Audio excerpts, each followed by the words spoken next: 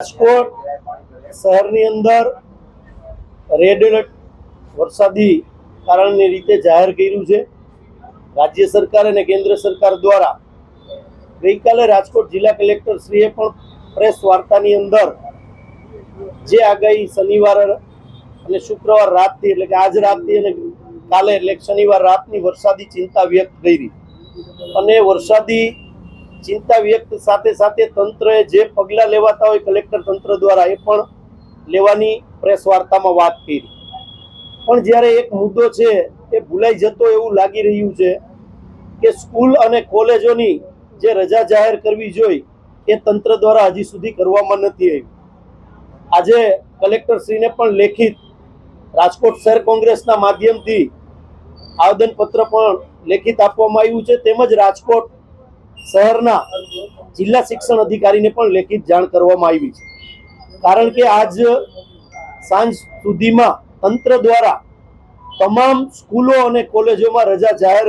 કરી દેવી જોઈએ એવું સ્પષ્ટ અમારું માનવું છે. કારણ કે જ્યારે તંત્ર પોતે રેડ એલર્ટ જાહેર કર્યું હોય ત્યારે આપણે વરસાદી અલગ અલગ જે નુકસાન ન થાય એના માટે તંત્ર કામે લાગ્યું હોય, પણ મહત્વના જે લોકો નુકસાન થાય એ સ્કૂલ કોલેજો હોય. કારણ કે નાના નાના ભૂલકાઓથી લઈ અને મોટા મોટા વિદ્યાર્થીઓ કોલેજે સવારમાં જતા હોય ત્યારે જો ગઈકાલે વરસાદ સવારથી જ આવે અને પછી તંત્ર જો જાહેર રજા ડિક્લેર કરે તો ક્યાંક ને ક્યાંક વિદ્યાર્થીઓ અને વાલીઓની માનસિકતા એવી હોય છે કે તંત્ર દ્વારા જાહેર રજા ન કરેલી હોય એટલે સ્કૂલ કોલેજની અંદર માતા પિતા વિદ્યાર્થીઓને ફરજ પાડે છે કે રજા જાહેર નથી થઈ એટલા માટે સ્કૂલે જવાનું છે, અને વિદ્યાર્થીઓ સ્કૂલે જાય અને પછી તંત્ર દ્વારા વરસાદ સારો આવે એટલે રજા જાહેર કરવામાં આવે છે, જેથી વિદ્યાર્થીઓ પણ હેરાન થાય છે, વાલીઓ પણ હેરાન થાય છે, સ્કૂલ સંચાલકો પણ હેરાન થાય છે અને સ્કૂલો કોલેજોના ટીચરો પણ હેરાન થાય છે. એટલે આજે ડીઓને અને કલેક્ટરશ્રીને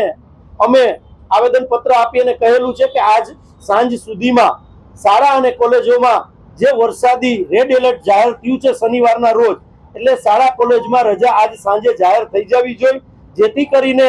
વિદ્યાર્થીઓ હેરાન ન થાય, વાલીઓ હેરાન ન થાય અને તંત્રને પણ ખોટી મુશ્કેલી ન આવે. કારણ કે શિક્ષણમાં આપણે જોઈએ છીએ સેલ્ફ ફાઇનાન્સ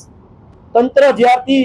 સમગ્ર ગુજરાતની અંદર ભરડો લઈ ગયું છે ત્યારે શનિવારે અને રવિવારે જાહેર રજાઓમાં પણ આ શિક્ષણ માફિયાઓ સ્કૂલો ચાલુ રાખે છે. જો તંત્ર આ જાહેરાત નહીં કરે તો વરસાદી સિઝનમાં પણ આ શિક્ષણ માફિયાઓ કદાચ સ્કૂલો ચાલુ રાખશે, અને જે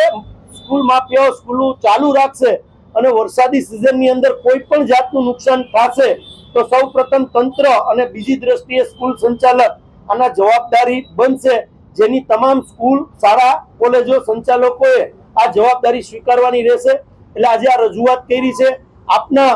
મીડિયાના માધ્યમથી પણ કહેવા માંગુ છું કે તાત્કાલિક જો આ રજા જાહેર થઈ જાય તો રાજકોટની જનતા અને વિદ્યાર્થીઓ જે હેરાન પરેશાન થાય એ ન થાય એ બાબતે આજે ડીઓ અને કલેક્ટરશ્રીને આવેદનપત્ર રાજકોટ શહેર કોંગ્રેસ દ્વારા આપવામાં આવેલ.